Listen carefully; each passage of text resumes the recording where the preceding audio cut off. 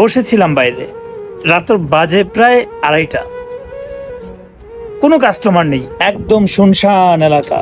আশেপাশে তেমন কিছুই নাই, সবকিছুই বন্ধ, শুধু আমাদের এই দোকানটাই খোলা আছে। তবে কোনো কাস্টমার নাই।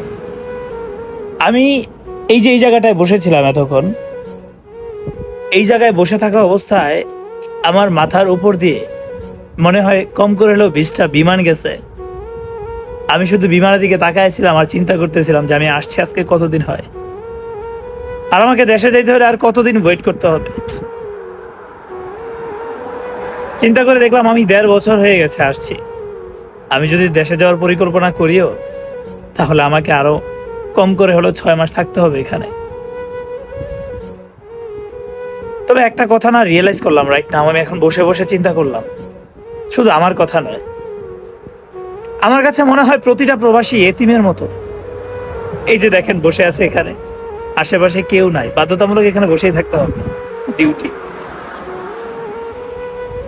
প্রবাসীরা এতিমের মতো এই জন্যই বললাম, পকেটে যদি হাজার হাজার টাকাও থাকে না, এই ভিতরে মনের মধ্যে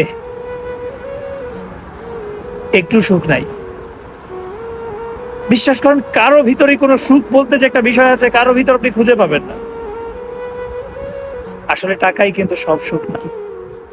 তবে সবচেয়ে বেশি খারাপ লাগে এই কথাটা চিন্তা করলে, মানুষ ভাবে যে আসলে প্রবাসে হয়তো বা সুখ আর সুখ।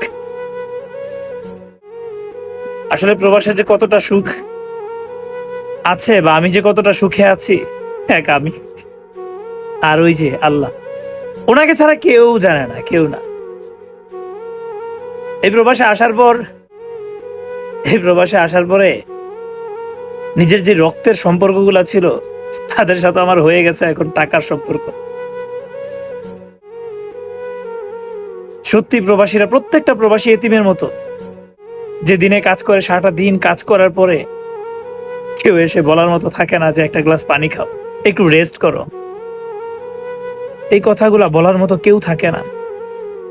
প্রতিটা প্রবাসী এই কথাগুলোকে খুব বেশি মিস করেন,